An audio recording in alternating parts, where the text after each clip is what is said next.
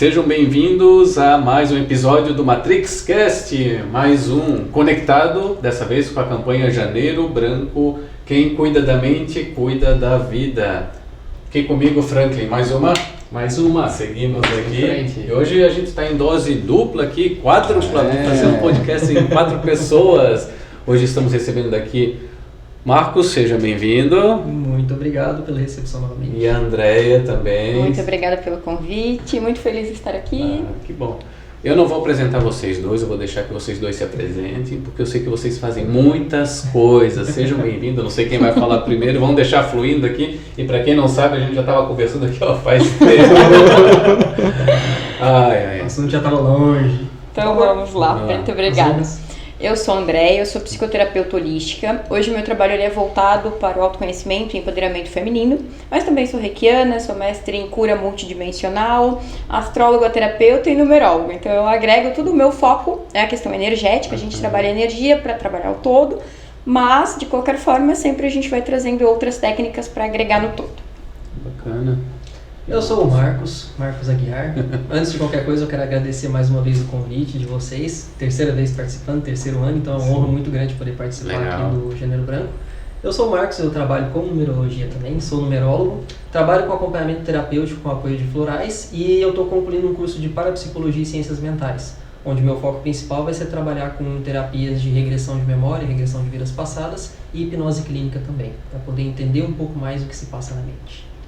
Bacana. Quantas ferramentas, né? Quantas ferramentas, eu não sei nem por onde que eu começo. Eu também, eu estou impactado pela quantidade. Mas acho legal que a gente estava conversando antes, né? A gente falar sobre o aspecto, né? Sobre esse papel das várias práticas de autoconhecimento a favor da evolução do ser humano, né? Como é que vocês veem essa aplicação de ferramentas diferentes no contexto de trabalho de vocês? Vocês percebem que isso facilita para as pessoas a porta de entrada? Como é que isso funciona no trabalho de vocês? Vocês fazem um filtro? Alguma coisa nesse sentido? Então, da forma como eu trabalho, a forma como eu vejo, até que a gente estava falando um pouco antes também, as terapias holísticas, elas são, até pelo nome mesmo que elas levam na aplicação, são terapias complementares. Elas estão aqui para poder complementar algo e ajudar a pessoa a poder encontrar a cura do que ela quer, a possível evolução, porque não tem como a gente achar que a evolução de consciência é uma coisa mecânica, porque existe muito da parte do indivíduo, porque é uma questão de autoconhecimento, para ela poder optar por ir pelo caminho da evolução. A única coisa que acontece é apresentar os caminhos, ajudar e apoiar a pessoa, mas o indivíduo continua tendo aquela vontade e tem que ter o 1% dele poder fazer a ação para poder evoluir. Então, as terapias complementares e holísticas, elas vêm para poder simplesmente mostrar outros pontos de vista para poder ajudar nesse processo. Muitas vezes, assim como a gente falou, a doença já está instalada no corpo físico. Uma crise de ansiedade, virou uma patologia, uma crise de pânico, essas coisas assim. Ou então até mesmo uma doença física, bursite, fibromialgia, seja lá o que for. São doenças que precisam ser tratadas a nível físico, porque já estão instaladas a nível físico, neuroquímico e tudo mais, mas precisa ter uma compreensão do que está por trás que está gerando aquilo.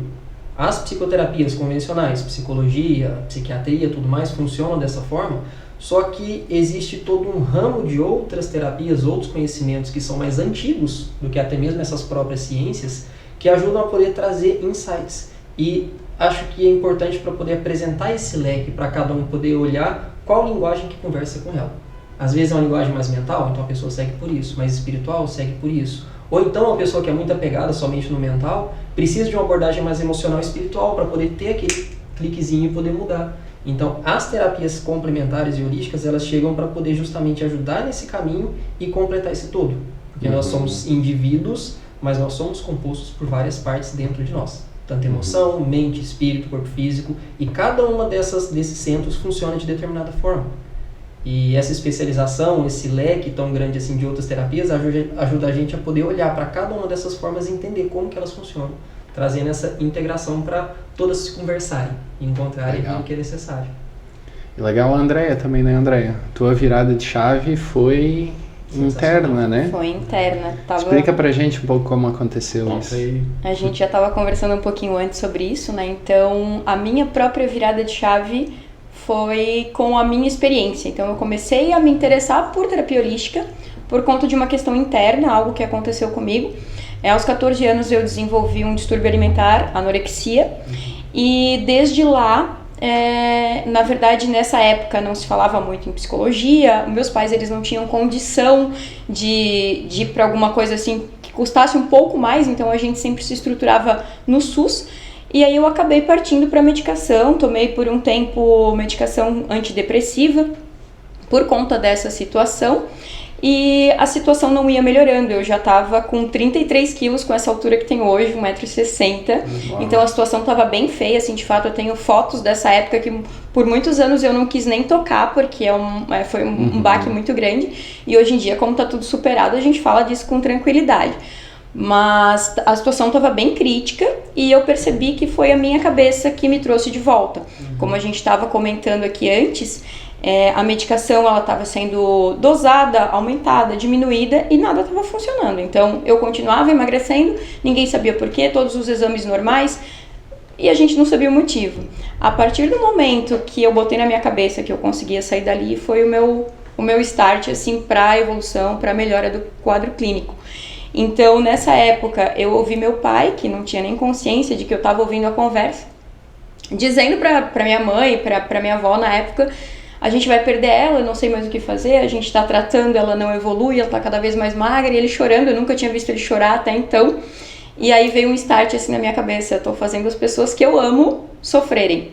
E eu me coloquei nessa posição, então eu consigo sair dessa. Ali virou uma chavezinha. No dia seguinte, já comecei hoje eu vou comer, hoje eu vou me alimentar. Então o estômago, quando a gente está nessa situação, ele vai se atrofiando, né? A comida ela já não é mais bem recebida como num corpo saudável. E na medida que eu ia comendo, aquilo ia doendo, eu ia forçando mesmo, às vezes vinha até uma ânsia de vômito por conta daquela situação. E a gente fazia com que aquilo acontecesse. Então, questão de um mês, eu já tinha aumentado uns 3, 4 quilos, assim. Então, foi a minha cabeça que me fez voltar. E aí eu comecei a pesquisar muito isso. Eu era muito nova, né? 14 anos, não se falava sobre esses distúrbios alimentares, doenças mentais. Era tudo muito diferente do que é hoje, né? Então, a partir dali eu comecei a estudar e eu pensei: olha, eu quero ajudar outras pessoas com a minha história. Só que demorou muito para que isso de fato acontecesse, né? Eu tô nesse campo ajudando outras pessoas há uns 5 anos, mas eu consegui chegar lá. Então, por isso que eu achei bem interessante a gente conversar sobre o Janeiro Branco. Fiquei muito feliz com o convite de estar aqui. Também gostaria de parabenizar o Jonathan, porque hoje a psicologia enxerga essa vertente das terapias complementares, né? A gente via por muito tempo essas áreas competindo entre si, sendo que elas se complementam, e eu achei bem interessante, então, hoje a gente trazer, né? Hoje a gente vai conversando com várias pessoas de diversas áreas e sentindo que cada um trabalha de um jeito, cada um vai complementar a terapia do outro, cada indivíduo que busca, como o Franklin já falou, tem o direito de procurar aquilo que é mais fácil para ele, aquilo que ele se adapta melhor, e é por esse caminho.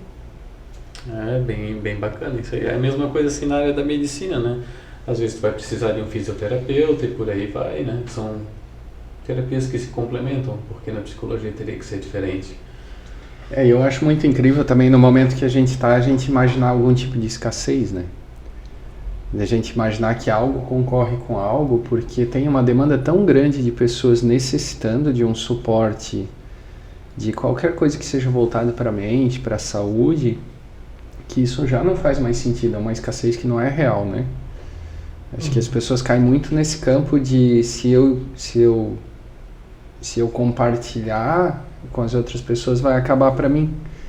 Eu acho que isso é uma grande escassez que não serve mais. A gente trabalhando com isso, eu não sei se vocês percebem, mas eu percebo que o problema é justamente o inverso. As pessoas não buscaram. Tem tantas pessoas que a gente não consegue absorver todo mundo e muitas vezes a gente está trabalhando tanto que a gente não consegue nem compartilhar esses conteúdos nas redes sociais para as pessoas saberem que isso existe.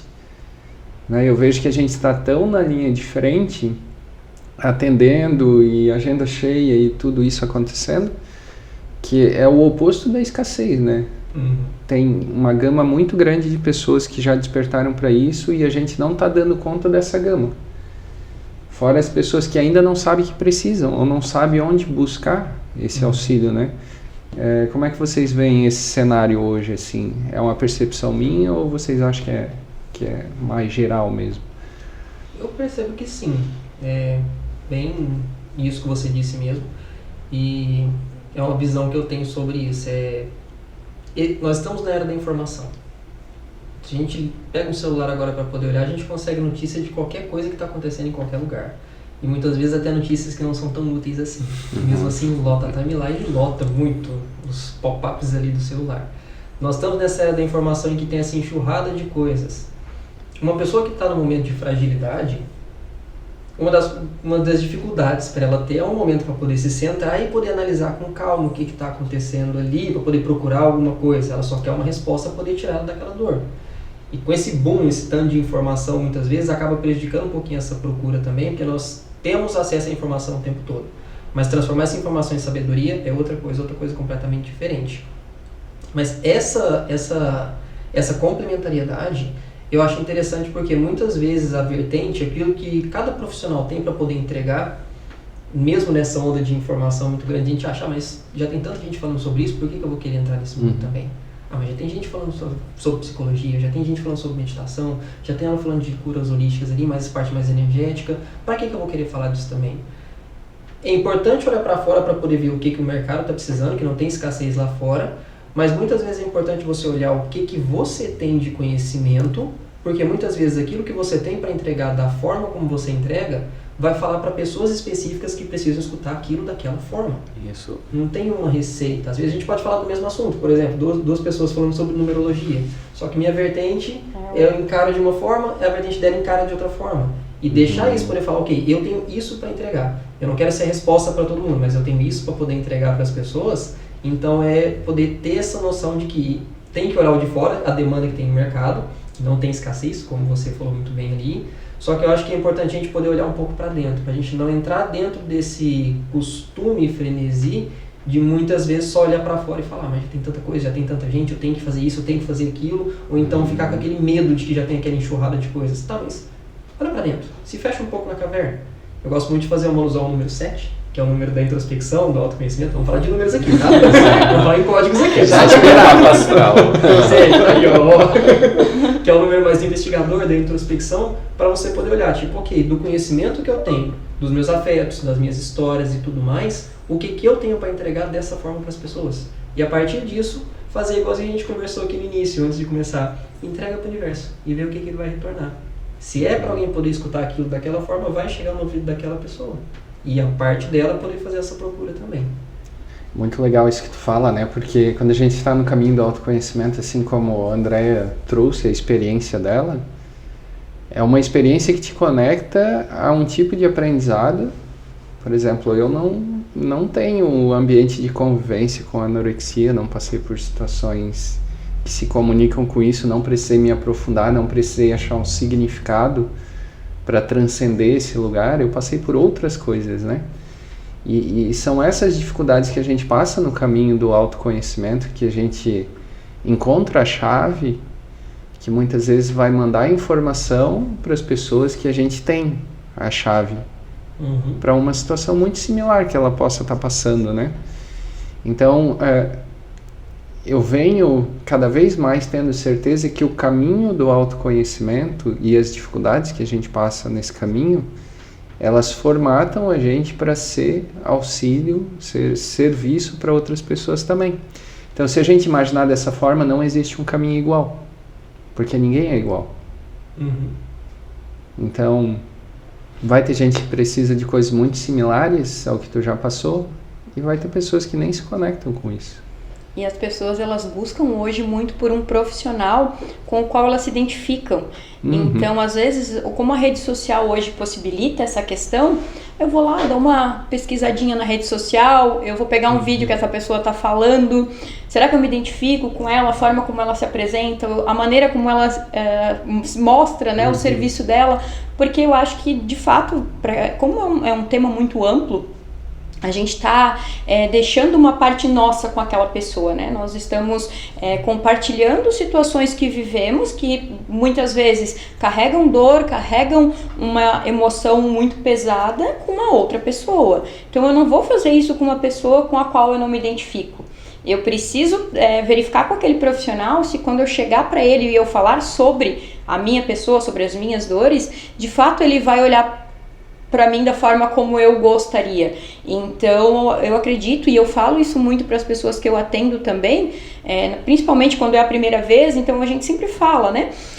Olha, verifica se tu queres continuar, se tu realmente se identificou com o trabalho que a gente fez aqui, porque de fato, se você não procurou aquele profissional, não se identificou, não desiste da tua caminhada, busca outro. Tem N pessoas, né, que estão aí hoje de fato fazendo basicamente as mesmas coisas, mas vai trabalhar de uma forma diferente, ou vai conversar contigo de uma forma diferente, então não desiste, né? Então, conversou com essa pessoa, não foi tão legal, não me identifiquei, vai para a próxima. E se não der com a segunda pessoa, vai para uma terceira, vai para uma quarta, só não desiste de buscar essa ajuda, de buscar esse direcionamento, porque é ele que vai fazer com que a vida se abra, né? Que você percebe que a vida ela pode ser leve, ela não precisa ser pesada, ela não precisa ter um fardo. Lógico que nem todos os dias são bons, nem todos os dias são ruins, mas ela não precisa ter essa dor, né? Então, e isso muito é o profissional que vai te direcionar, é a maneira como tu tá buscando ajuda ali, que tu tá se identificando, que tu tá se doando para aquilo, porque de fato o autoconhecimento é isso, né? Você vai fazer boa parte, como tu já tinhas conversado, boa parte do trabalho, mas a pessoa que está te guiando, ela tem que de fato bater contigo. Então, por isso tem campo para todos, e eu sempre brinco com isso, assim, eu gostaria que não tivessem pessoas pra gente atender, porque daí significaria que tá tudo bem, e as coisas fluiriam muito melhor se tivesse todo mundo bem, né? Mas a realidade não é essa, então isso é pra vida. Eu conheço meu autoconhecimento, você não vai conseguir em 1 mês, 2 meses, isso é pra vida, né? Então é uma coisa que tem que colocar ali, como fazer um exercício físico, como alimentação, como qualquer outra coisa. Hoje, cuidar da saúde mental é um item de necessidade básica. Jonathan, como é que os clientes chegam pra ti? Assim, tem alguma questão específica? A maioria vem por indicação, por afinidade, conhece teu trabalho na rede social? Porque eu sei que você está bem presente, assim, né, nesses campos. É o que a André falou, conexão com o jeito de falar, a forma de falar, muito do teu dia a dia, que hoje a gente posta nas nossas redes sociais um pouco do nosso dia a dia, também acaba se conectando com isso. Não tem, assim, uma explicação, assim, exatamente configurada, por causa disso. É mais, acho que é uma questão do que tu trabalha, a gente fala de energia do que tu passa, assim, de vibração, alguma coisa nesse sentido. E geralmente, já vou pegar um gancho aqui, o que tu falou ali, a gente pode fazer coisas iguais, né? A gente fala de autoconhecimento aqui, mas as nossas histórias são diferentes. Dentro do consultório, sempre alguém senta na minha frente, quando essa pessoa começa a falar, e às vezes eu digo, não creio que pode ser isso. Não pode. Aí começa a puxar do teu fundo, assim. E daí quanto mais fundo tem daquilo, mais passado tem daquilo, que tu já passou por aquilo, mais tu vai poder ajudar a pessoa. Talvez até, pode responder a tua pergunta, de alguma forma, você, e a gente acaba passando isso através dos nossos vídeos, através dos nossos textos, que a gente tende a falar mais de alguma coisa. Eu falo muito de ansiedade e síndrome do pânico. Então, talvez a forma como eu falo disso, a energia que eu boto nisso, talvez cative mais as pessoas. Assim como tu deves falar mais daquele teu passado, e tudo do teu passado, e assim do teu passado. Eu acho que se configura de alguma forma assim. Mas é incrível, não sei se acontece com vocês, mas senta alguém na tua frente, tá lá. Muito. Você tá passando por uma situação específica na sua vida pessoal, de repente chega alguém ali, tipo, opa, vim ser seu espelho. Exatamente, vamos juntos. Vem cá, deixa eu ensinar um negócio. Tem oportunidade. Isso aí. Eu acho incrível desses encontros, né? Eu acho que o autoconhecimento, ele é quase como se tu treinasse individualmente e você colocasse à prova nas relações, né?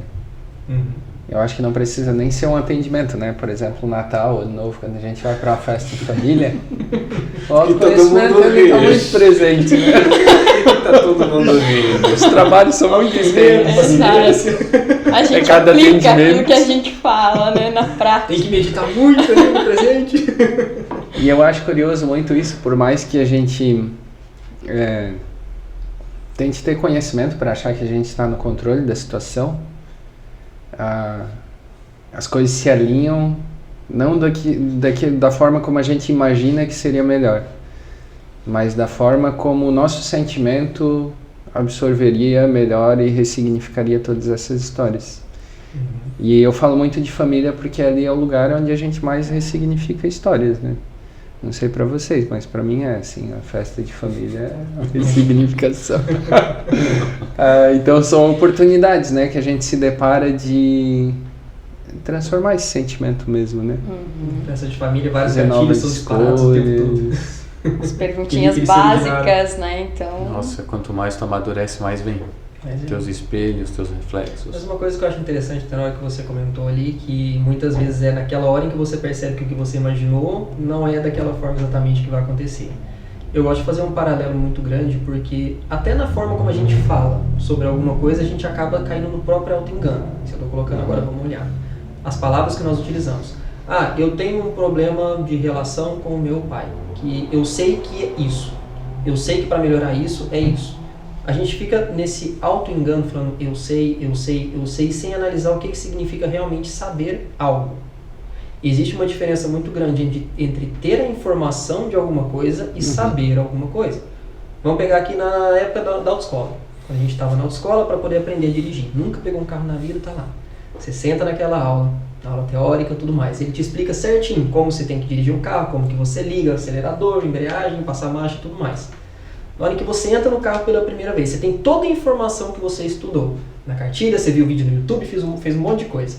Na minha época não tinha tanto vídeo no YouTube assim, mas a gente ignora. Apesar de não ter só 18 anos.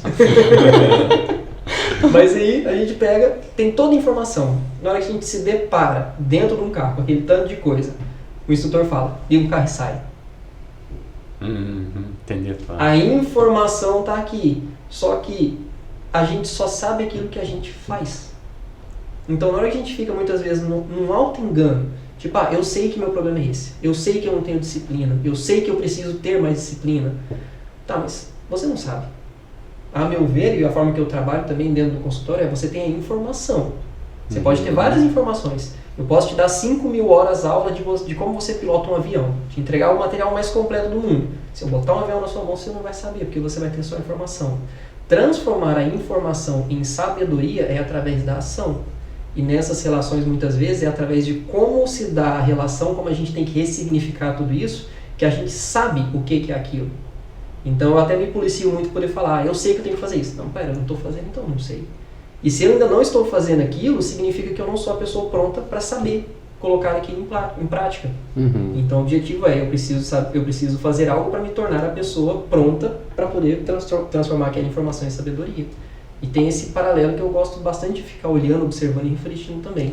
E eu acho que chega um momento que também faz o caminho inverso, né? Porque quando tu tá lá na situação, eu vejo muito assim, das pessoas... Tem muita pessoa que estuda muito para colocar em ação porque tem receio da ação, né?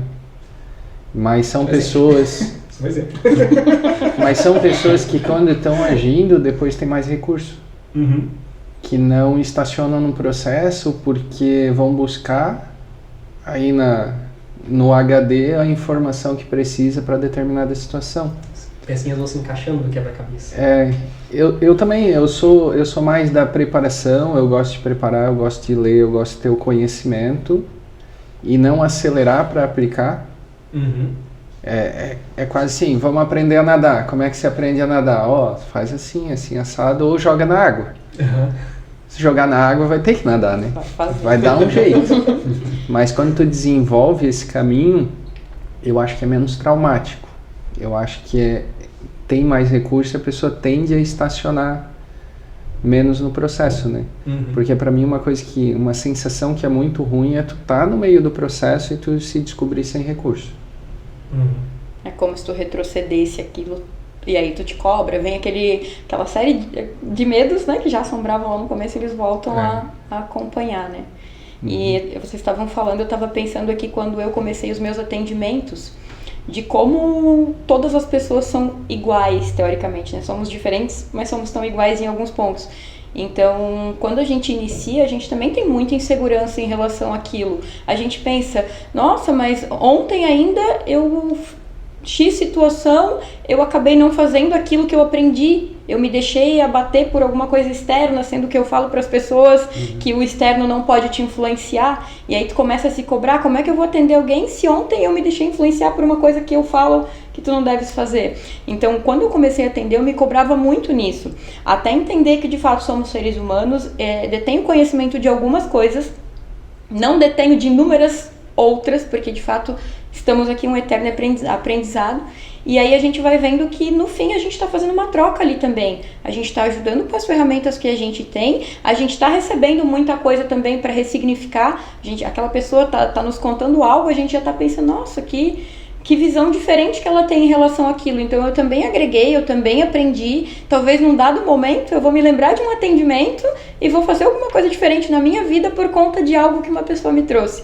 Então isso que eu acho muito bacana, assim, a gente está numa eterna troca. Então a gente faz isso por amor, a gente gosta de fazer algo para ajudar o outro com base nas nossas vivências, mas a gente está trocando o tempo inteiro, a gente está ressignificando o tempo inteiro, a gente está aprendendo o tempo inteiro. Então isso que eu acho muito bacana, assim, a gente não, quando a gente para de se comparar, quando a gente para de se cobrar, a gente é falho mesmo, vai acontecer de numa festa de família um tio fazer uma pergunta que vai te desestabilizar. E tá tudo bem, não tem problema aquilo. Só volta, quando a partir do momento que tu tens um conhecimento para isso, volta, né? Traz de novo a tua consciência de que tá tudo bem, tu ficou mal por aquele momento, mas volta, depois tu vai pensar sobre isso, tu vai ver que é só uma pergunta que ele fez, a vida dele talvez não tá tão legal assim, que ele tem que dar uma olhadinha pra tua, e aí tu vai tratando aquilo de maneira diferente, mas num primeiro momento aquela pessoa te desestabilizou, tu foi lá pra baixo.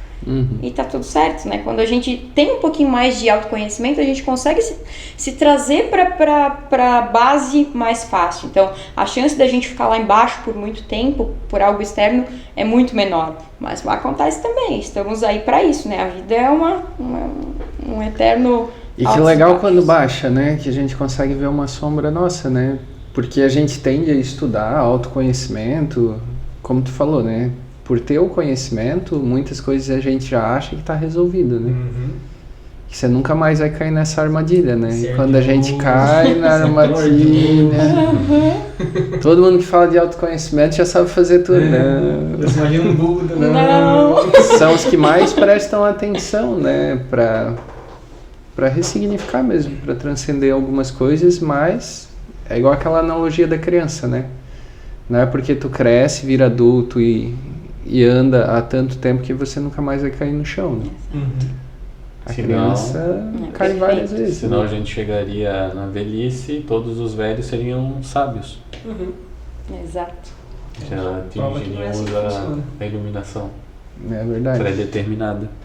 Tem uma... Eu não sei qual que é a origem filosófica disso, mas não sei se está muito mais pro lado de Nietzsche ou alguma coisa assim, em que ele diz que tudo acontece necessariamente. Nós temos exercício, vamos colocar assim, somos programados para a gente poder sempre rotular alguma coisa, como boa ou ruim, bonito, feio, tal. E a forma como a gente rotula, que nós somos ensinados a rotular isso, essas experiências, sentimentos e tudo mais, é excludente. Por quê? A tristeza, não quero tristeza, eu quero só felicidade. Raiva, não quero raiva, eu quero só paz, tranquilidade. Mas tudo acontece necessariamente. As coisas simplesmente são. Nossas emoções, elas são instintivas. Ela vem junto com a gente, neurologicamente falando, elas vêm junto com a gente. Tudo acontece necessariamente. Eu até essa semana eu vi uma frase que o Jung falou. Se a depressão bate à sua porta, convide-a para entrar e tomar um café com ela, porque ela tem um ensinamento muito importante para te passar. A gente tem o costume, normalmente, de querer sair do sofrimento, sair da dor e ignorar, muitas vezes, o que aquele sentimento ruim, que é o tio que falou alguma coisa e deixou a gente para baixo, o que ele está querendo ensinar. Tudo acontece necessariamente. Sim. E ignorar isso, colocar um panos quentes por cima só para poder buscar o prazer, os sentimentos bons, é nocivo. A gente percebe isso como tá supitando, pipocando na saúde mental e na sociedade mesmo, como estão as relações, como estão tudo isso. E tem uma linhagem ali, que é mais do que eu até citei antes também, que é do Gurdjieff, do Ouspensky. O Ouspensky, ele fala isso no livro dele, que é: o problema não é você ter as emoções consideradas negativas, como raiva, inveja. Os sentimentos são ruins mesmo, a gente não gosta muito assim, de sentir e ter eles ali, mas se eles estão ali, eles acontecem necessariamente. O problema é a expressão desses sentimentos. Nós não temos o autocontrole e autoconhecimento suficiente para poder falar: ok, eu preciso aprender com isso, eu não preciso expressar. Porque a expressão da raiva, por exemplo, é agressão. É falar uma palavra que machuca muito mais, muitas vezes, do que a agressão física. A expressão de uma inveja é você sabotar outra pessoa. Então, o problema não é ter a emoção e esse sentimento considerado negativo. Se ele está ali, ele acontece necessariamente. Olha para ele, e o máximo de autoconhecimento é evitar expressão desses sentimentos.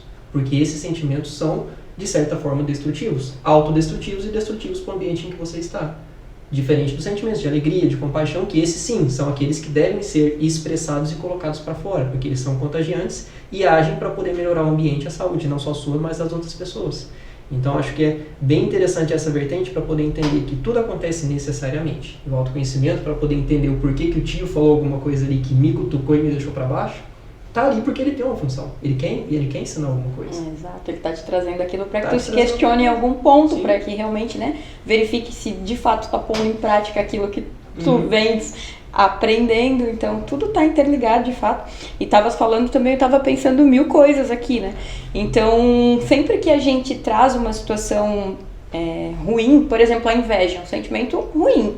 Só que se a gente usar essa inveja para impulsionar, né? Se a gente conseguir fazer, beleza, essa pessoa sentir ali uma invejinha por ela, quero ser ela. Então, assim, em vez de tu ir lá e fazer alguma coisa para que tu faça aquela pessoa desandar, alguma coisa do tipo, tu sabote aquela pessoa, tu vai usar ela para ti, para que tu estude mais, para que tu trabalhe mais, para que tu faça, arrume mecanismos para se tornar próximo àquela pessoa. E aí, automaticamente, tu para de invejar ela também, porque tu tá caminhando. Então, daqui a uns dias, tu tá até trocando ideia, às vezes, com aquela pessoa para buscar alguma informação, para entender como ela chegou até ali. Então, é a forma como tu usa os teus sentimentos, tu acolhe. Então, chegou esse sentimento, tu vai acolher ele, né? Tu vai, tô invejando essa pessoa, por que eu não tô invejando ela? Nossa, eu não quero sentir inveja, mas tudo bem, ela tá aqui comigo. Vou acolher esse sentimento. O que eu vou fazer dele então? Eu vou projetar para que ele me alavanque na vida. Porque somos luz e sombra, isso é inevitável. Nem se formos somente luz, não estaríamos mais nesse plano, né? Então, de fato, a gente está aí para lidar com as duas coisas e perfeitamente entender para que elas estão ali. Muitas vezes a inveja mesmo mostra que eu estou olhando para a pessoa alguma coisa que falta em mim ou na minha vida. Exato. E se eu ficar só olhando para fora, como se fosse uma timeline da vida, a vida editada no Instagram, a gente deixa de olhar para falar, tá, se eu estou invejando isso, mas o que está faltando aqui que eu estou querendo aquilo lá, eu não estou buscando. Exatamente isso. Se a gente transformar a palavra em admiração, já muda o sentimento. Mas sempre eu fico com aquela máxima, né, entre o que a pessoa fala e o que ela faz, o que ela manifesta, expressa fisicamente, eu sempre fico com essa informação. Porque a fala, ela passa pelo pensamento para ter a maquiagem, né? E essa linguagem corporal, ela é muito instantânea, né? E geralmente quando a gente faz uma pergunta de impacto, isso é mais difícil de esconder ainda. Primeiro que vem a emoção. A expressão daquela emoção que você sortiu na pessoa. Primeiro vem toda a reação física e depois vem uma informação que está ou não coerente com a informação que o corpo está dando, né? É o que eu gosto muito de fazer nos atendimentos, que é nessa linha. Escuta sempre o que a pessoa está falando. Não só no atendimento, mas na relação pessoal também. Escute o que as pessoas falam, mas observe o que elas fazem. Nossa comunicação verbal, ela representa só 7% de toda a nossa comunicação. Pouco, né? Tom vocal, corpo, tonalidade da voz, a velocidade que você utiliza, o jeito que você pisca, o jeito que você faz, é todo o resto. E nossa mente está captando isso o tempo todo. Instintivamente a gente capta esse tipo de coisa. Quando você estuda, você consegue perceber um pouco mais, leva isso para os atendimentos e para a vida pessoal também, que é muito benéfico poder entender. Eu tenho uma filha de 3 anos e isso é muito recorrente, né? Porque se eu falar alguma coisa e eu não fizer, não surte efeito nenhum. Posso falar 1 milhão de vezes. Né? Principalmente em relação à questão da atenção. Né? Se eu pedir alguma coisa para ela, mas eu não estiver dando atenção para ela, ela cria várias objeções para aquilo. Agora, se eu estiver presente, se eu estiver participativo, prestando atenção nela, ela pede uma coisa para mim, eu faço. Quando eu peço para ela, não tem objeção nenhuma. Então ela sempre está atenta ao que eu estou fazendo, né? E ela é quase que uma consciência externa, assim, de mim mesmo, né? Porque ela traz essa informação. Esses dias eu estava no celular, daí eu falei assim, filha, eu preciso que você dê um espaço, porque eu estou conversando agora e não diz respeito a uma conversa de criança. Daí quando ela atendeu a mãe que ligou, ela fez a mesma coisa comigo. Ela falou, a conversa é uma conversa entre eu e a mamãe. Você pode dar licença para mim? Nossa. Aí, com tudo. o que tu faz, né? Você dá licença. E as pessoas muitas vezes querem educar as crianças sem mudar o próprio comportamento. E é exatamente isso, mas qual que é o sentimento que gera no adulto, né? Ah, uma criança, Tá me confrontando. ela tá certa, eu pedi espaço, ela deu, ela pediu espaço, eu dou. Uhum. Esse é o aprendizado. Então não é o que a gente fala, é o que a gente faz, né? Então se eu fizesse diferente com ela, ela não ia entender a informação. Ele ia dizer, ele faz uma coisa e fala para mim fazer outra. Né? Então a criança ali é unânime nessa tratativa, né? Estou interessado no que tu faz, não no que tu fala que faz. Dentro dos meus atendimentos eu tenho um método chamado escrita terapêutica, que é um mês de tratamento, né? A gente vai dispondo de atividades, primeira semana uma coisa, segunda semana outra. E uma das semanas é de fato prestar atenção no teu dia a dia. E aí, como a escrita, os exercícios funcionam à base da escrita, né?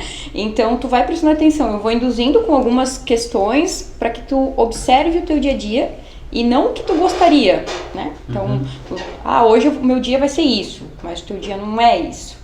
Então, escreve o que de fato aconteceu, a forma como você se sentiu de acordo com aquilo que aconteceu, sem polir, sem pensar muito, aconteceu isso aqui, como é que eu me sentia? E geralmente eu instigo, né, nem sempre as pessoas conseguem, mas eu instigo para que elas façam isso na hora mesmo, assim. Vai lá, pega o celular, faz um bloco de notas rapidinho, de que forma tu se sentiu? Porque de fato, às vezes a gente tem uma reação, ou uma atitude, ou uma ação, inclusive, que a gente nem tem consciência, faz tão no automático já, na questão rotineira, que a gente não se dá conta de que aquela é uma atitude nociva, ou no caso, né, que tem filhos, às vezes a gente tá passando uma coisa e não tá nem atento àquilo que a gente tá passando, porque a gente não se observa, a gente não tá na posição do outro e nos vendo, né? Então, a partir do momento que a gente coloca aquilo no papel, às vezes até a forma como o outro reagiu, várias pessoas às vezes relatam que situações externas, né, do terceiro, porque isso, o fulano em relação a mim, o ciclano em relação a mim, mas de que forma você também está se posicionando em relação àquela pessoa? Já parou para dar uma olhadinha sobre isso? Então, quando tem alguma situação, você de fato expõe o que você sente ou a forma como você gostaria de ser tratado? Você já mencionou que aquilo te faz mal? Então, a gente tem que ir puxando, às vezes, uma situação para que a gente se olhe, para que a gente se observe no presente, para de fato entender o que a gente faz. Se a gente vive no automático, às vezes, uma situação dessa, a gente nem pensaria sobre, né? A gente reagiria e aquilo passaria batido na nossa vida, a gente nem questionaria sobre isso, ou nem pensaria, ou traria para uma roda de conversa, né? Uma situação dessa que aconteceu. Simplesmente ela aconteceria e a gente faria N situações ali de acordo com cada um. Então isso é muito interessante, a gente de fato tem que ter consciência do que a gente faz, do que a gente vem passando, porque às vezes as consequências disso estão ali diariamente no nosso dia. Elas fazem parte de um todo, e se a gente não tiver consciência, tu não tem como trabalhar, né? Porque tu não sabe nem que ela tá acontecendo. E o universo não erra o endereço, né? Não. Tu olha pro resultado que tu tá tendo, investiga porque tá no teu comportamento. Né? Não dá pra dizer, eu fiz tudo assim, assim, assado, não era esse resultado esperado, né? E eu acho que isso é uma maturidade no autoconhecimento, a gente assumir que tudo que é resultado da nossa vida vem atrelado a um comportamento que a gente construiu, né? E a gente talvez fale pra gente que a gente tá fazendo uma coisa legal, e talvez para todo mundo que tá ali envolvido na convivência isso não tá sendo benéfico, né? Então não dá pra dizer que a gente, né, tá errando o endereço aí, porque é nítido pelo resultado. Né? A conta não fecha, né? Uma linha bem interessante, que eu até estou começando a estudar recentemente, sobre essa linhagem mais terapêutica, para poder entender o indivíduo no meio onde ele está também. Porque não adianta você tratar só uma pessoa e não saber o que ele está passando no contexto dele. Sim. Que é uma visão sistêmica do Bertrand Laff, que além de ser aplicada em teoria de sistemas para empresas, essas coisas assim, essa teoria do sistema aplicado na família, ele meio que mostra como que o indivíduo interfere no todo e como que o todo interfere no indivíduo. Ele usa uma analogia da árvore, como que a árvore interfere na floresta e como que a floresta interfere na árvore. Porque a gente está envolto em várias relações, nós somos seres sociais, ninguém consegue não viver socialmente. Então, se for eremita viver no meio de uma caverna, mesmo assim ele interage com o ecossistema em volta dele, com as plantas, com tudo mais. E essa visão de poder entender o que você está fazendo para poder olhar para fora, qual que é o impacto, e nessa visão sistêmica até, que eu acho incrível, é que não existe um culpado para o problema. Sim. Todo mundo é responsável por uma parcela do que está acontecendo. Exato. Um caso que eu vi recente até, um caso em que numa relação, num casal, a mulher ela é extremamente ciumenta e o cara é super tranquilo, tudo, sempre tenta passar segurança para a mulher. E aquela coisa, uma visão que eles estavam tendo era o quê? Não, ela tem que ir para terapia para poder ver o que está acontecendo com esse ciúme dela, que é muito possessivo, tal. E uma pergunta que eu fiz foi, tá, mas e qual que é a sua responsabilidade nisso? Não que você é culpado, não que você está fazendo alguma coisa, mas dentro das suas atitudes, mesmo sendo tranquilo, tudo mais, você passando segurança, o que está faltando para poder mexer nesse ecossistema ali, para poder encaixar essa pecinha? Não tem culpado dela ser ciumento ou você não passar segurança. Não existe culpa de ninguém. Existem participantes nesse ecossistema que estão trabalhando em cima disso. Por que não vai os dois? Para poder verificar essa questão, para ver qual que é a responsabilidade de cada um. Então, essa visão meio que ela tira somente o indivíduo para poder achar o culpado e traz uma visão mais ampla, geral, para poder entender como que nossas influências estão agindo no meio. E geralmente o processo barra quando tem um culpado, né? Encontrar culpados é a pior coisa que tem. Ah, foi tu que fez ou foi eu que fiz? Não gosto muito do Sempre termo quando culpado. vai para esse campo. Eu gosto do termo responsabilidade. Todo mundo tem responsabilidade dos seus atos. E falando no negócio das consequências ali que você até comentou, na minha visão, que eu tento levar para dentro do consultório também, é que não existe premiação ou castigo. Só existe consequência daquilo que você faz. Se você faz alguma coisa bem feita, se você desenvolve um trabalho bem feito, com dedicação e seriedade, você vai colher justamente os proventos daquele seu trabalho. Se você faz um trabalho desleixado, preguiçoso e sem disciplina, você vai colher justamente isso. O universo sabe o seu endereço. Os Upanishads, o texto védico dos Upanishads, que foram escritos 4.000 anos antes de Cristo, eles falam, tu és aquilo.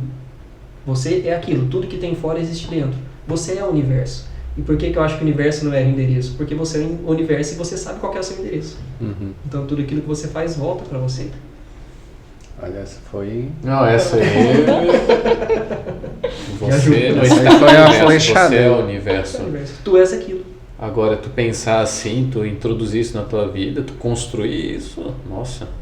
Posso até falar agora, estou me sentindo no universo, daqui a pouco eu já estou separando tudo. Exatamente. E acho que essa é uma das dificuldades, né? De a gente perder o estado de presença, né? Acho que quando a gente está em estado de presença, a gente não pensa sobre porque a gente está se sentindo fazendo parte, né? E quando a gente pensa, a gente separa para poder entender, né? É o negócio da fluidez, né? Ah, estou fluindo. As pessoas dizem isso muito na meditação. Eu estava lá, estava profundo, estava fluindo, já tinha perdido até a dimensão do corpo. Daí eu pensei, foi embora. Voltou a ser alguém. Que daí é a identificação com alguma coisa, né? Sim. Identificação com o corpo, identificação com barulho, identificação... Mas quando você está num ambiente que as coisas estão fluindo, você se sente pertencendo, né? Você não pensa sobre, né? Você está sendo. Essa visão mais espiritual, vamos colocar assim, o conceito de ego, as pessoas, muitas linhagens, e se a gente colocar num plano raso o suficiente, as pessoas culpam e falam que o ego é culpado de tudo, o problema é o ego é que causa tudo. Não. O ego ele é uma armadura para a nossa essência, nós temos, ele acontece necessariamente, nós precisamos do ego para poder vir para cá, pegando essa linha mais espiritual, mais, digamos assim, oriental, hinduísta, assim, ele tem uma necessidade porque ele é como se fosse uma armadura e a gente tem que aprender através dele. Tudo acontece necessariamente. O ego, ele tem uma necessidade, mas o apego e a identificação é ele que é o problema. É saber utilizar o ego, não simplesmente achar que você é o ego. Então tem essa questão da identificação ali que é bem complexa, porque a pessoa estava fluindo, viajando, perdeu a noção do espaço, de tudo, de repente ela voltou a ser ela. Então por que ela voltou a ser ela? Porque tem uma necessidade dela poder ser ela. E esses relapsos que na filosofia mais oriental, que são os vislumbres da iluminação, quando a pessoa encontra a iluminação do espírito, a iluminação mental, é chamado de Satori, que é justamente quando a pessoa você deve conhecer esse termo já, né? Quando a pessoa tem simplesmente durante essa vida, ela tem um vislumbre do que é a iluminação e ela volta para cá. São pequenos vislumbres para poder falar, ok, o ego foi dissipado, então o que é quando a gente retorna para o todo, retorna para a fonte, ou alguma coisa assim, de acordo com a visão de cada um. Eu tenho também essa ideia, né, que por que a criança ela já nasce, né, sem essa identificação com separação e tal. Até 8 meses, se eu não me engano, a criança e a mãe são a mesma coisa, né? Para a criança não tem separação. E depois a gente vai desenvolvendo a consciência da individualidade, vai aprendendo sobre a separação, e depois a ideia é que tu volte para o caminho da unidade, né? Volte para lá, só que com consciência. Você saber que existe uma individualização, mas você escolhe fazer parte do todo, né? Então toda essa jornada da vida tem muito a ver com essa tomada de consciência, e isso não ser uma condição, e sim uma escolha, né, de você fazer parte disso. E é super simples de fazer. Sim, por isso que todo mundo faz facilmente. Buda Siddhartha Gautama só demorou 40 anos para poder fazer isso. Apenas O Buda, né? O Buda. E pegando esse gancho também, a gente vê como a evolução do ser humano e como ele traz isso, né? O processo de evolução se interliga com o todo. Então, às vezes a gente vai atender uma paciente, a gente vê que lá quando criança, ela interpretou às vezes um não, ou alguma situação que a mãe ou o pai fez uma poda porque era necessário, e ela levou aquilo como uma situação errônea, né? Ela interpretou como falta de amor, como faltando alguma situação. Então, aquilo na vida adulta dela ainda se reflete, ela não tem mais consciência disso, mas a vida adulta dela está refletindo as atitudes que ela toma ali, é baseado naquela visão que ela teve, né, de uma situação que hoje, com o olhar de adulta, ela não teria. Então isso é um exercício que eu gosto muito de fazer também, regressar aquelas lembranças, porque se a gente buscar, a gente traz coisas bem ricas em relação à nossa infância, a gente não necessariamente lembra, mas tem pontos que a gente consegue trazer, e aí automaticamente tu vai fazendo um vínculo aqui com essa situação. Então é uma caminhada de fato até o fim da vida. Porque daí às vezes aqui quando adulto vai ter alguma situação um pouquinho diferente também que vai te impactar, e que lá na tua velhice tu vai estar refletindo aquela situação de adulto. Então tu faz isso enquanto criança, depois tu vai levando isso para tua adolescência, para tua vida adulta. Então somos seres que estamos de fato em constante evolução, e cada partezinha daquilo, cada forma de interpretação, o nosso primeiro pensamento em relação a alguma atitude que nos venha acontecer vai fazer com que a gente tenha uma reação sobre ele, e essa reação vai evoluindo no decorrer da nossa vida, né? Então, de que forma o outro me disse uma coisa, de que forma eu absorvi isso?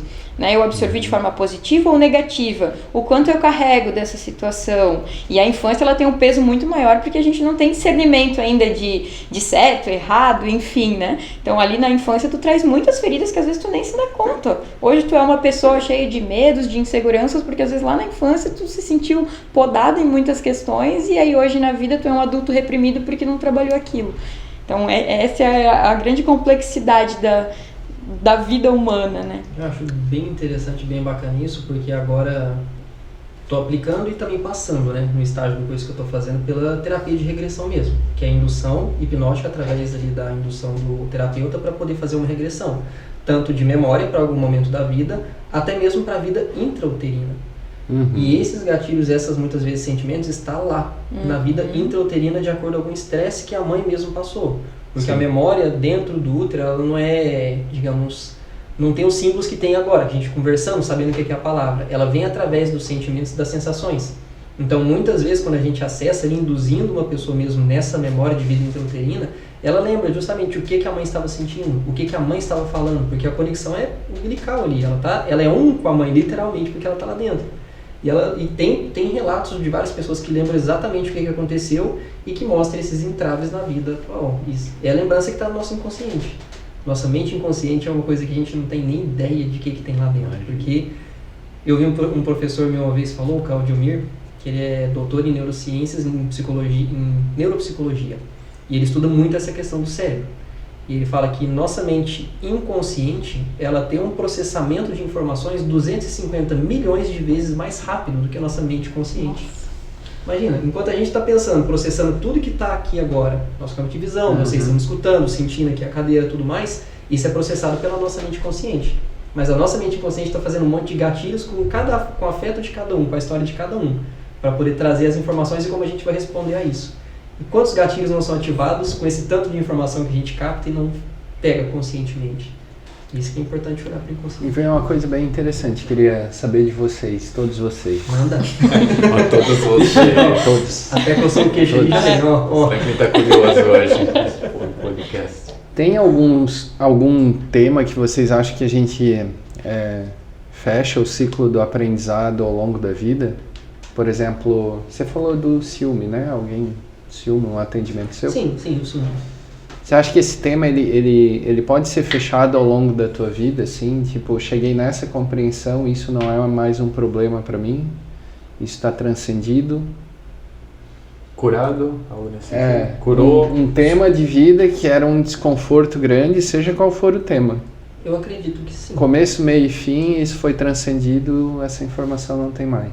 Vocês acham que isso acontece? Pergunta difícil. Eu acredito que sim. Uma situação, eu acho que beleza, mas um tema... Não transcendido, mas compreendido. De deixar agora, de ser mais um desconforto. Eu falo isso agora justamente por conta da terapia de regressão. Justamente pelos resultados, pelo que acontece de impacto na vida da pessoa, em que os comportamentos inconscientes que estão lá gravados na memória dela, quando ela traz aquilo para a tona, que está lá... Um programa. Como um programinha, como se fosse o trauma da infância que está lá, guiando ela para ter insegurança, para ter alguma coisa, trazer luz sobre isso tem resultados palpáveis em que mostra que a pessoa tem uma melhoria.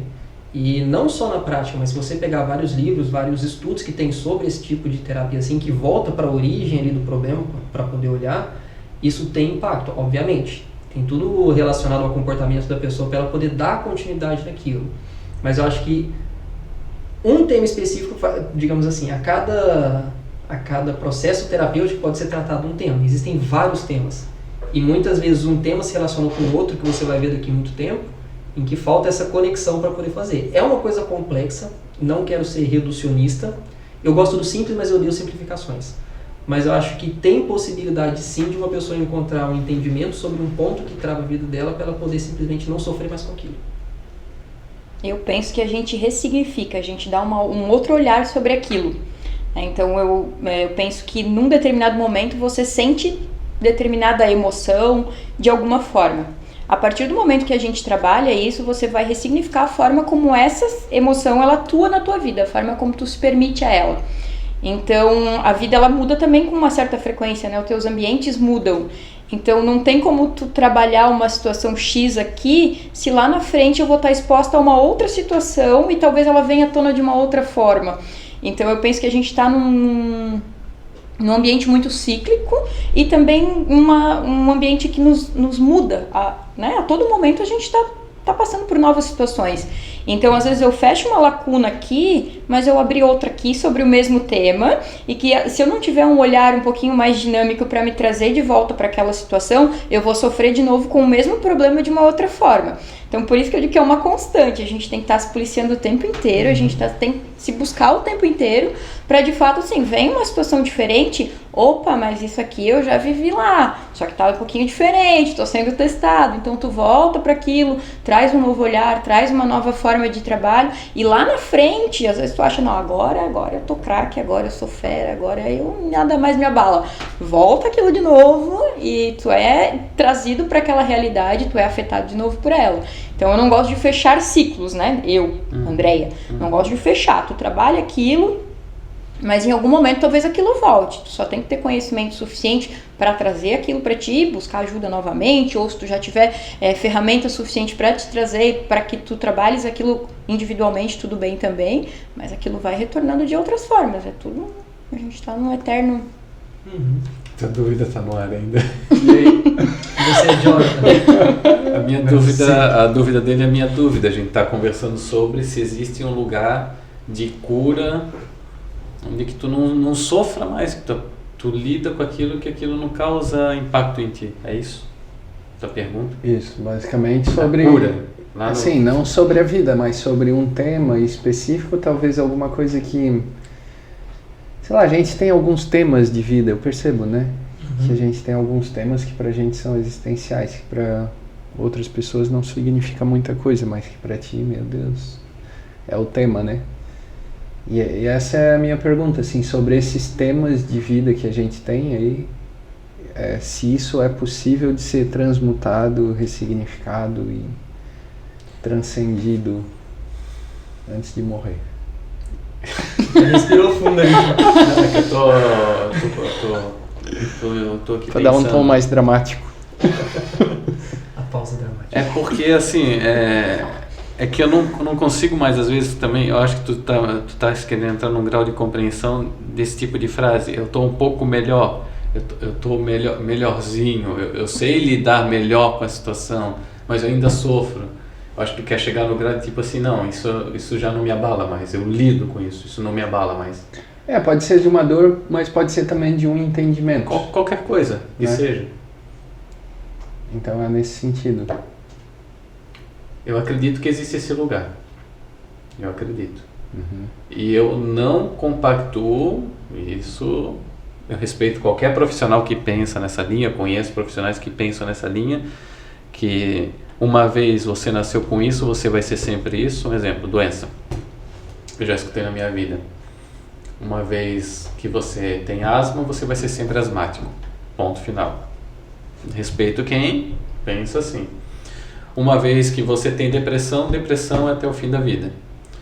Eu não consigo mais compactuar com esse tipo de pensamento, porque tem pessoas na minha frente que querem sair disso, que elas até dizem que elas não têm mais o transtorno de depressão, elas não querem mais remédio, e eu tenho que remar junto com elas, achar a cura. Existe uma cura, a pessoa está ali na ânsia da cura. Se eu fico afirmando o tempo todo que essa pessoa tem depressão, que isso, ela vai introjetar isso como verdade, não é verdade. Eu não acredito, eu acredito na cura. Eu acredito que há cura nas pessoas. É um desabafo. Interessante. E você, Por isso que eu sou aberto assim. Então, acho que eu tenho um pensamento assim parecido com o Jonathan, e eu acho que a cura de determinados padrões ela existe. E eu acho que ela acontece na transmissão desse padrão para a próxima geração. Por exemplo, eu lidei com algumas situações que vieram da minha família, que eram temas que precisaram ser transcendidos, que já eram repetidos há muito tempo. Uhum. Se eu deixar de manifestar esse tipo de comportamento, talvez a minha filha não veja esse comportamento. E eu acho que ele deixa de existir dali para frente. Uhum. E já deixa de ser uma informação que não está mais presente nas referências dela. E eu acho que é dessa forma, de passo a passo, que vai se ressignificando, sabe? E para mim é fundamental pensar que existe esse lugar que a gente chega e que a resolução ela acontece pelo menos em uma camada em que satisfaz a gente pelo resto da vida. Né? Porque é a virada de chave para algo, para você deixar de fugir de algo e buscar algo. Uhum. Né? Você parar de trabalhar, terapeutizar tudo isso, dizendo aquilo que você não quer, para esse momento que tu vira a chave e dizer assim, não é mais o que eu não quero que aconteça, é o que eu quero que aconteça. E eu acho que esse é o ponto que a gente transcende determinado comportamento, né? Você pode ficar ali, você citou o exemplo do ciúme, né? Uhum. A pessoa pode ter medo de ser traída a vida inteira, mas eu acho que quando ela transcende isso, ela se entrega para o amor incondicional. Quando ela diz assim, se a pessoa me trair, é um auto-engano da pessoa, não tem nada a ver comigo, né? Então, eu acho que em algum momento há a possibilidade de transcender e deixar de ser impactado por isso. Uhum. Né? Se isso pode voltar ou não, talvez uma condição da vida que a gente não controla possa trazer isso de volta, mas a princípio para mim dá para chegar nesse lugar da resolução, assim. E mesmo trazendo de volta, acredito que a dor possa ser muito menor, né? Então, às vezes não te causa dor, ela volta só para que tu de fato pare, pense de alguma forma, né? Mas perfeito. Eu acho que a iluminação acontece, de verdade, eu acho que acontece. Claro que É acontece. possível. Iluminou, entendeu, compreendeu. Até quando você olha para esse ponto e tem a consciência, pode voltar a outras coisas, outros acontecimentos que te lembrem do fato, mas deixa de ser gatilho. Porque Exato. você já compreendeu aquilo ali, já não incomoda mais, chega naquele ponto que ok. Uhum. Até outra frase que eu vi também, acho que é do Jung também, eu gosto muito do Jung, tá? Percebeu? A cura não vem de esquecer, a cura vem de você lembrar sem se machucar com aquela lembrança. Exato. Isso. Por mais traumática que seja a lembrança, o acontecimento, o fato, o assunto ou o tema, a cura vem quando você olha para ele e não sente mais que ele te impacta. o sintoma físico, né? Você não tem naquela mesma situação, eu sentiria uma descarga de adrenalina. Agora eu fico em paz. Tem o que o Jonathan falou ali até, de se você ficar falando muito, a pessoa tem depressão, você tem ansiedade, você não vai sair disso, você tem isso. Reputação. Tá lá, tá depositando a semente na mente inconsciente. E olha só o poder que a nossa própria mente tem no nosso próprio corpo. O tanto de somatização que não acontece, uma crise de pânico. Uma pessoa pode estar sentada numa sala tranquila que nem essa. Ela cria vários cenários ali em que, basicamente, a mente dela fala que a vida dela está em ameaça. Posso estar falando de forma muito resumida, sendo que não é só isso. Mas o corpo dela inteiro reage. E olha só, existe até a gravidez psicológica. Gravidez psicológica, em que a nossa mente, a gente acredita, a mulher acredita que ela está grávida e a barriga cresce. O ciclo menstrual para, interrompe. Ela começa a virar até lactante, sem estar realmente grávida. Olha o poder que a nossa mente tem no nosso próprio corpo. Nosso corpo não tem imaginação. Aquilo que a gente pensa que é introjetado na nossa mente, mesmo que inconsciente, o nosso corpo acredita que é verdade. Se fizer uma indução aqui para todo mundo, uma indução hipnótica aqui em todo mundo e falar, meu, essa sala aqui tá cheia de leão pronto para atacar a gente. Pronto, nosso corpo vai achar que vai entrar em instinto de luta ou fuga na hora. Por isso que é importante olhar esse... E é legal que a gente acredita tanto que a gente consegue criar as doenças através da mente, né? Mas a gente ainda não acredita tanto que a gente pode criar cura através da mente. Exatamente. Então, para a doença, fui eu que criei esse ambiente, fui eu que adoeci. Mas na hora de me curar, vou procurar uma série de medicamentos aqui, porque isso vai me... É exatamente isso. A gente não tem a mesma confiança na cura que a gente tem na doença, né? A gente ainda está nessa escala de... É uma via de mão dupla, né? Não é unilateral, não é só cria doença. A mente só cria doença. Não, ela cria cura também. Ela se complementa. Ontem eu tive uma tensão nessa região do pescoço e me deu dor de cabeça. Eu falei, se eu conseguir tensionar, eu consigo relaxar também. Pronto. E eu fui pensando em relaxar. E passou. Porque a tensão veio de um pensamento. Uma coisinha e encolhi. Tensionou. E a tensão foi tão forte que dói aqui na base do crânio, né? Onde a musculatura se insere. E aquilo dá dor de cabeça aqui na frente por causa da tensão. E eu falei, eu que fiz isso. Eu criei a minha dor de cabeça. Eu falei, vamos tratar de relaxar então. E daí fui no respiração, relaxamento, meditação. E ali vai também a tua escolha, né? O foco que tu tá dando para aquilo. Tu poderia ter só focado na dor e passar o dia todo reclamando dela, por exemplo, né? Então chega para alguém, uma dor aqui, aí tu tá dando foco para aquilo.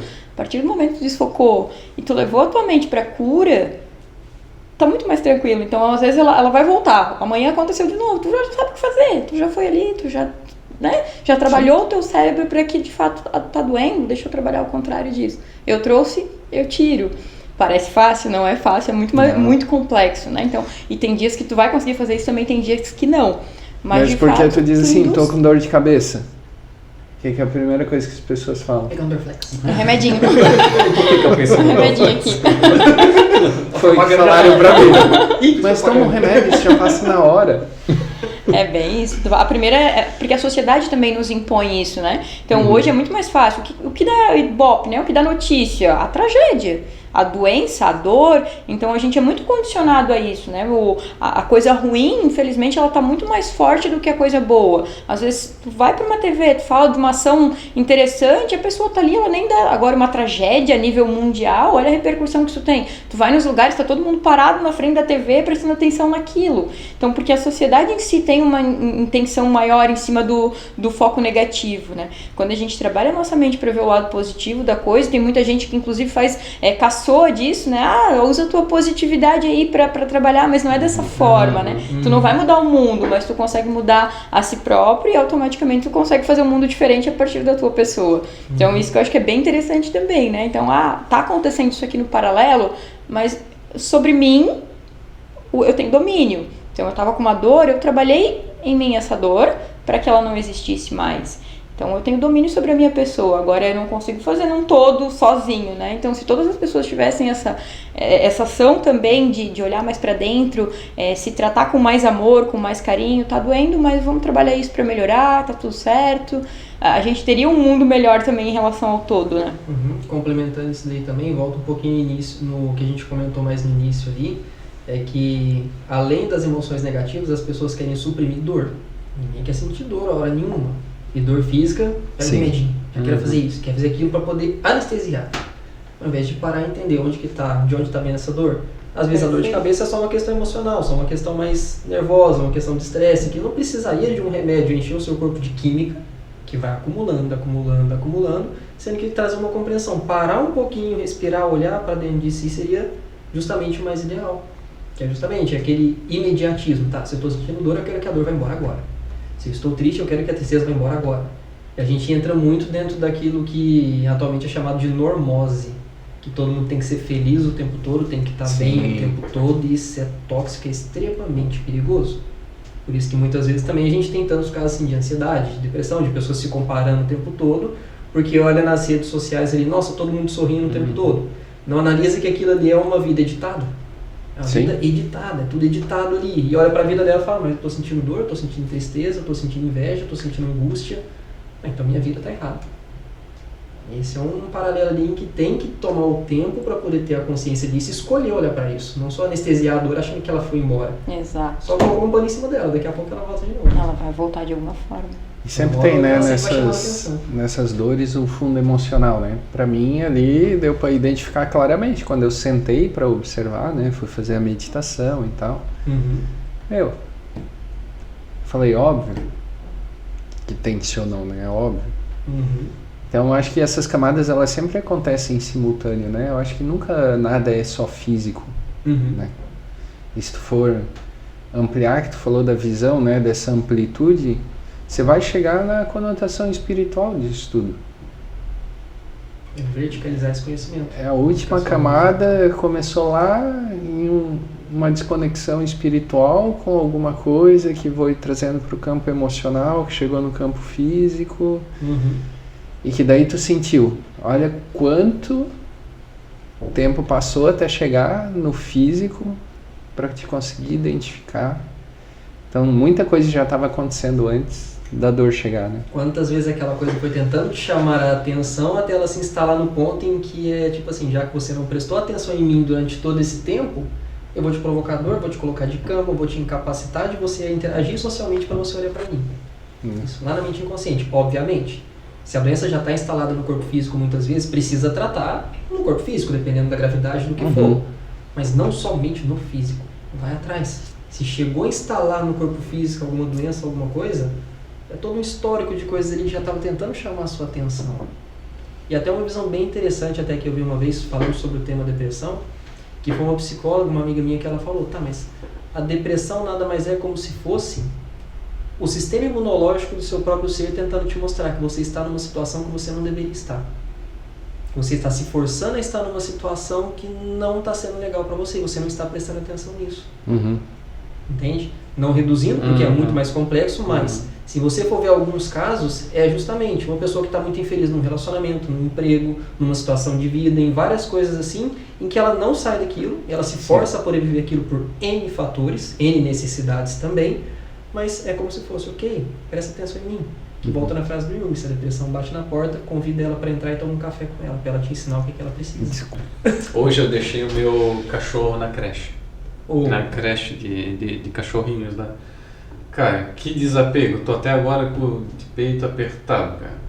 Meu, como... Daí eu queria trabalhar o desapego. Acho que é legal a gente falar sobre isso. Porque assim, pra ele tá sendo uma experiência incrível. Tipo, a pessoa lá responsável tá mandando fotos direto e ele tá lá numa boa, se divertindo. E quem tá sofrendo aqui sou eu. Então às vezes acontece assim na vida. A gente acha que as duas pessoas estão sofrendo. Na verdade é só a gente às vezes que tá sofrendo. E como é... Eu acho que assim, o desapego é uma questão bem assim, delicada, talvez uma das maiores para tu trabalhar o desapego das pessoas, desapego das coisas, desapego das emoções. Vamos falar sobre o desapego? Desapego das histórias, né? Das histórias. Eu acho que faz todo sentido o que você está falando, mas tem um sentimento assim, falando da minha filha, né? Quando ela vai viajar, eu sinto que ela sente falta, né? Obviamente não vamos trabalhar desapego, não, ainda não, né? Mas eu sinto que o momento que tu tá distraído por outra atividade, tu tá com teu foco de atenção em outro lugar, não sente falta.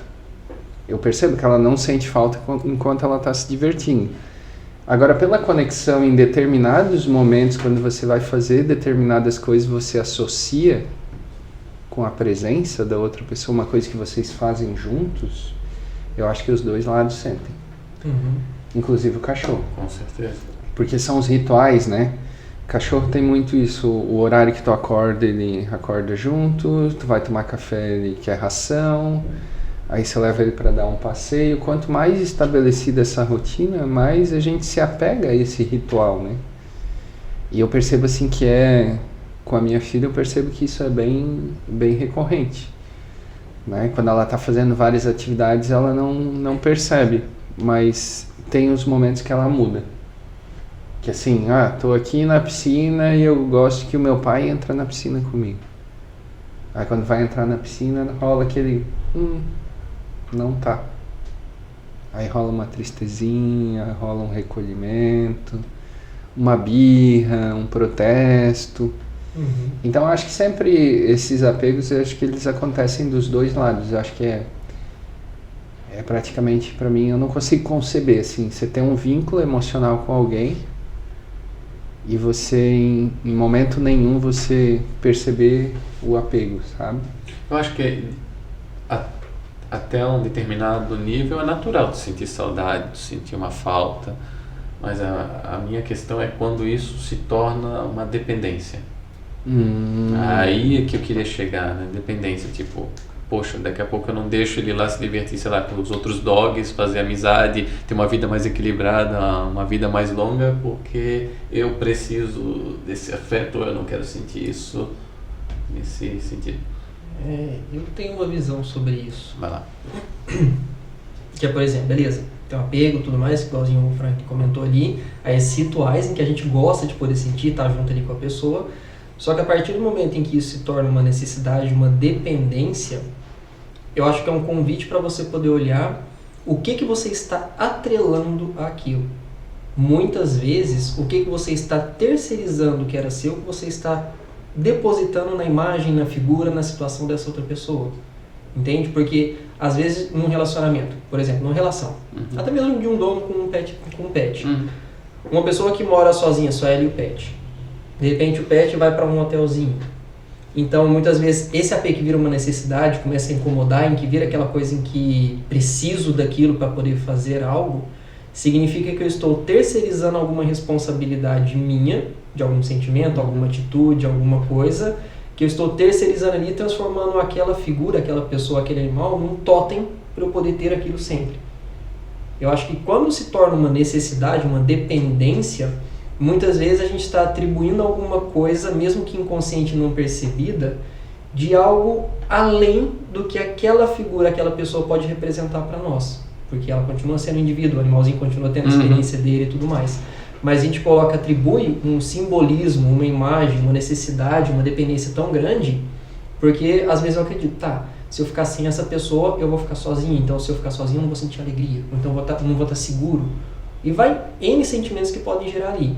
Mas a dependência desse apego, que quando se torna dependência, a meu ver, em algumas situações, é quando a gente atribui àquela pessoa, aquele animal, aquela situação, aquele objeto mesmo. Que a gente ritualiza muitos objetos e apega muitos objetos para poder se transformar em amuletos. Mas há uma coisa em que muitas vezes deveria estar surgindo dentro de nós. E quando a gente fica longe daquilo, a gente fala, meu Deus, eu não consigo fazer isso. Como se tirasse uma parte de mim. Então, peraí, calma. O que eu estou terceirizando, o que eu estou colocando de símbolo, de responsabilidade em cima daquele objeto, aquela pessoa de fora, que deveria estar aqui dentro. Entende? Porque isso daí, essa dependência, acho que trespassa simplesmente o gostar, de sentir afeto, de sentir preocupação, de compartilhar, e até mesmo o ato de entrar na piscina para ficar tudo legal. Mas agora me bloqueia, eu falo, ok, vamos pegar um exemplo aí, se me permite utilizar o exemplo da piscina. Lógico. Sua filha não entra mais na piscina enquanto você não estiver junto. Muitas vezes o que pode indicar? Eu não consigo me divertir sem meu pai. Eu não consigo me divertir na piscina sem meu pai. Sendo que ela pode entrar na piscina e ter divertimentos diferentes sem a sua presença. Sim. Então acho que a dependência ela gera a partir de quando a gente atribui e se apega demais a um significado que nós colocamos naquilo de fora. E também uma exclusividade, né? Uma exclusividade Só pode também. fazer isso comigo. Dá um exemplo do Pet, eu quero uma resposta tua. Por quê? Eu quero uma terapia. Eu tenho o que fazer. O que você sente quando você está longe do seu pet? Não, eu estou vem? sentindo angústia. Eu tenho que trabalhar isso. Mas eu sabia que isso ia ser necessário. Uhum. Que eu era uma coisa que eu tinha que olhar. Você sabia ou você tinha informação? Acho que eu tinha informação. A prática sendo Já traz imposta reuniões agora, hoje. né? Mas eu pensei, eu tenho que passar por isso. Então... é isso aí. Eu passei por uma situação recente agora com o meu gato, né? Ele ficou internado. Como é que é o nome do teu gato mesmo? O Supino, já estavam aqui rindo desse nome, né? Qual que é o nome do No outro nosso intervalo. É Supino e Trembolona, uma pessoa que gosta muito de academia. E já voltando, né? O gato era menina inicialmente, descobrimos posteriormente, há 3 meses depois, para ser mais exata, de que era um menino. Tadinho. Mas enfim, voltando. Ele ficou internado. E a sensação que eu tive, de fato, a gente voltando na experiência tua de apego, é que a casa estava vazia. Justamente por isso, porque ele fica o tempo todo comigo. Então, onde eu tô, ele está. Nossa, eu senti isso hoje de manhã, eu olhava pra cama, cara, E aí, ele. Aí tu fica com essa sensação, tá faltando alguma coisa. Tá faltando alguma E aí coisa. eu comecei, exatamente isso que tu falou, eu comecei a voltar. Então eu comecei a pensar, meu Deus, mas o que tá faltando em mim que eu tô transferindo Pois é. pro Supino? E aí eu comecei a me perguntar, será que talvez eu não esteja com uma sensação um pouco de vazio em relação a algumas outras coisas? Será que a minha casa já não precisa de uma reestruturada? Será que eu não preciso conversar mais com o meu namorado que mora comigo por conta disso? Será que eu não estou transferindo, às vezes, pro animalzinho ali uma questão que eu deveria estar um pouquinho mais de atenção com a minha relação? Aí tu começa a fazer uns pontos e, de fato, eu peguei algumas coisas ali pra mim. Então essa situação serviu para que eu conseguisse me entender. E quando o Marcos foi falando, isso foi vindo muito à tona, assim. Porque aconteceu recente mesmo e eu comecei a me questionar. Então, se um dia esse gato... É óbvio que a gente não espera o pior, né? Mas a única certeza da vida que a gente tem é que um dia a gente vai morrer. E qual a falta que isso vai me fazer? O que isso está me preenchendo? A gente tem um apego, um carinho, um amor, logicamente, só que a gente não pode transferir para o outro uma coisa que é nossa, né? Então ali eu já comecei a ver que estava um pouquinho mais forte que o normal, já era um pouquinho quase patológico, assim, o desespero que me deu. Então eu já fui voltando, no segundo dia que ele ficou internado eu já estava bem melhor. Claro que consciente, muito triste ainda, mas já pensando que calma, tranquilidade, porque tu vai dar um jeito, dependendo do que acontecer, se for X coisa, N coisas, tá tudo certo, tudo sob controle, justamente para que eu tenha outras formas de preencher a minha vida em relação àquilo. Só preciso olhar com o olhar certo pro local certo. Tem um tema que eu acho que se conecta com isso, que é perceber as necessidades. Eu acho que é um tema que está coerente com o negócio do apego, porque quando a gente não consegue perceber as nossas necessidades, a gente acaba transferindo isso para algo externo, né? E você falou, né? Nessa situação, qual é a necessidade que eu estou percebendo que está por trás disso? E a base, para mim, do desapego é você identificar que você consegue suprir qualquer necessidade que é tua, sem que haja necessidade de trazer alguém de fora para suprir isso, né? Quando você se relaciona depois disso, quando está com as tuas necessidades atendidas, você consegue fazer isso, o tipo de relação muda. Eu acho que daí tem o amor e tem a liberdade no mesmo lugar. Porque você ama, mas também você não priva de nada. Né? Igual a minha filha, ela não se priva de entrar na piscina com outras pessoas, e ela foi viajar e ela fez. E eu fiquei com, daí o que eu tô precisando? Eu tô precisando sair dessa atitude passiva de ficar esperando que ela ia me dar algum tipo de conexão que eu não posso criar agora. E daí o meu gatilho é, levanta, troca a roupa, vai fazer uma coisa que você gosta, que esse sentimento vai passar. E dito e feito. Você levanta, a gente foi tomar café, inclusive, né? Liguei pro John, vamos tomar um café, vamos fazer alguma coisa e tal, vamos conversar. E a necessidade foi. Porque naquele momento, há uma necessidade de interação, de estabelecer uma conexão, de conversar, de trocar. E a primeira imagem que veio foi dela e você entra nesse lugar, né? Mas são coisas que quando a gente consegue identificar e a gente consegue se dar, eu acho que a gente não precisa extorquir de alguém, né? E acho que esse é o ponto que é bem complexo quando a gente fala no termo dependência emocional, né? Se a gente fica muito cego para isso, a gente vai para uma dependência emocional.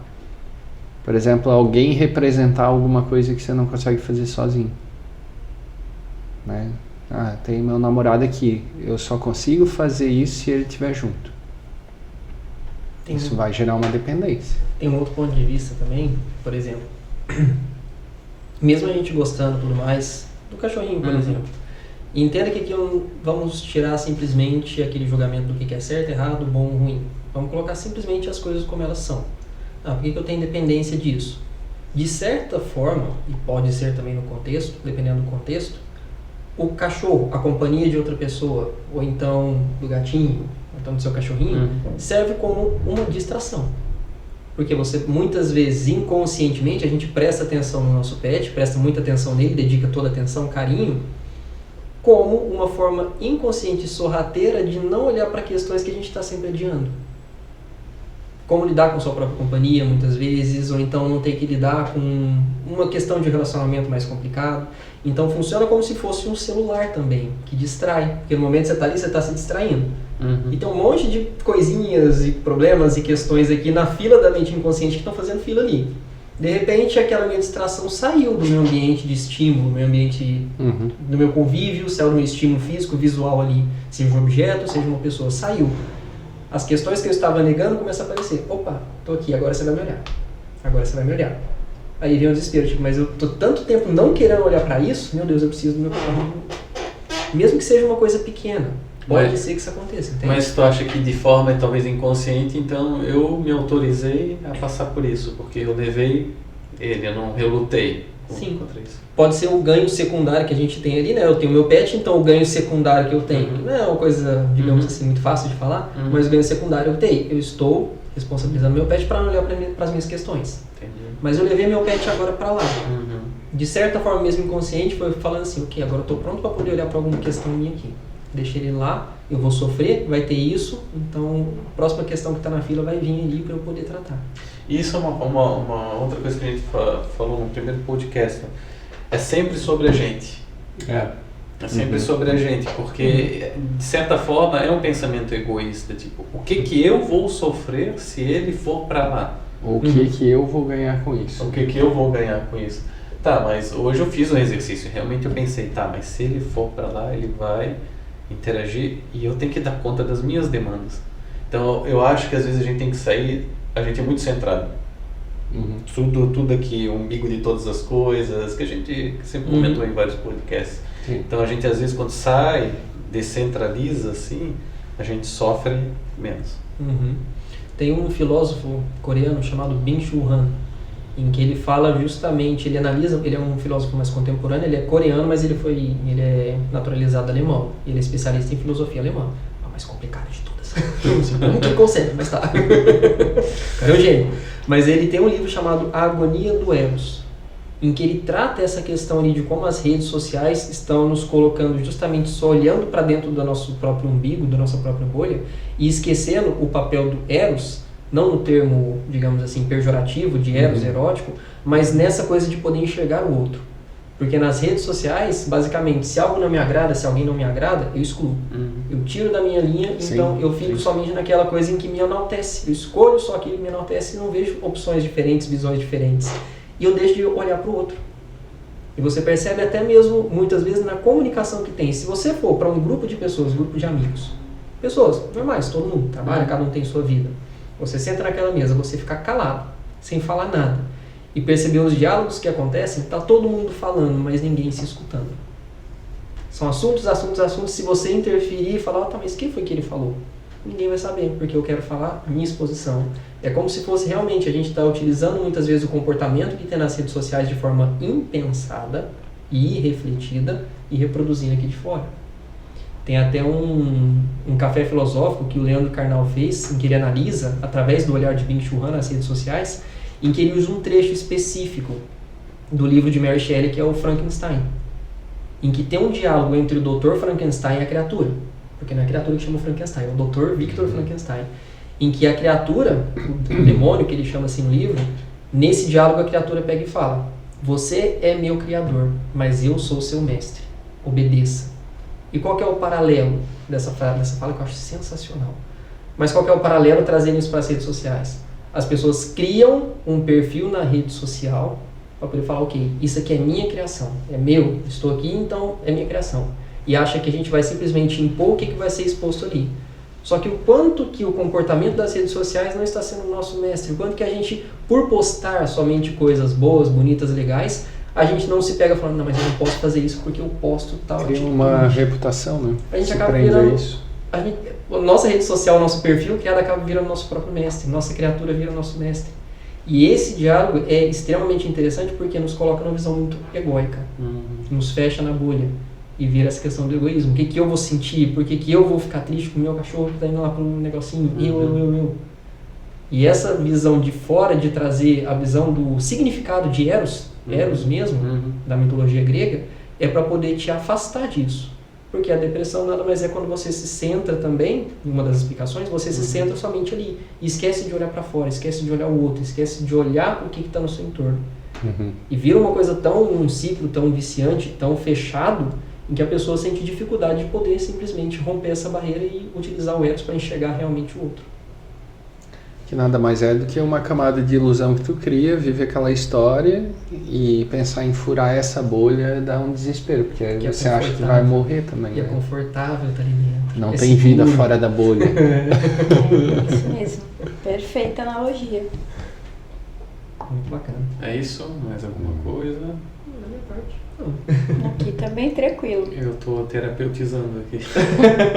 Vai sair em processo, Jonathan. Legal. Tá bom. Você aprofundou legal, né? Essa tua manifestação. É o que tava no campo, né? Muito bom. Então é isso, gente. A gente então encerra aqui mais um episódio do Matrix Cast, hoje com a participação aqui do Marcos, da Andrea, Franklin. Obrigado mais uma vez. E vou deixar espaço agora para vocês, anunciem as redes sociais de vocês, como a gente chega até vocês. Olhem lá para a câmera e fiquem à vontade aí, é de vocês. O meu Instagram é terapeuta.andrea com I Silveira. E fico à disposição para conversas, para trocas. Como aqui foi muito rico, eu sempre estou conversando com quem está interagindo lá comigo. E eu fico à disposição, estou muito agradecida pelo convite, por estar aqui. Eu saio daqui com muito mais conteúdo, muito mais rica do que entrei. E agradeço por isso. Agradecer a parceria da Andrea também, o convite de vocês poderem participar mais uma vez aqui do Janeiro Branco, ainda mais esse formato de podcast, adorei. Foi muito enriquecedor mesmo essa troca aqui, estar nesse ambiente, com esse propósito, achei sensacional. Agradeço mesmo e o trabalho que vocês estão fazendo é muito nobre. Assim como eu falo todos os anos, eu atesto e afirmo novamente. Sempre que precisarem podem contar comigo, que é uma causa muito nobre. Eu acredito muito nela e também para isso. Então minhas redes sociais, né? Agora falando pra cá. Minhas redes sociais, meu Instagram é marcos.bueno.aguiar. Eu não tenho uma frequência de postagem muito grande, mas quem sabe todo ano eu falo que eu vou melhorar, sim, eu falo todo ano isso, mas quem sabe o podcast agora não vai ser o gatilho que eu precisava, a chave para poder virar, para poder começar a entrar mais ali nas redes sociais. É isso aí, gente. Mas é isso. Beleza, gente? Valeu, até a próxima. Galera. Tchau. Obrigado.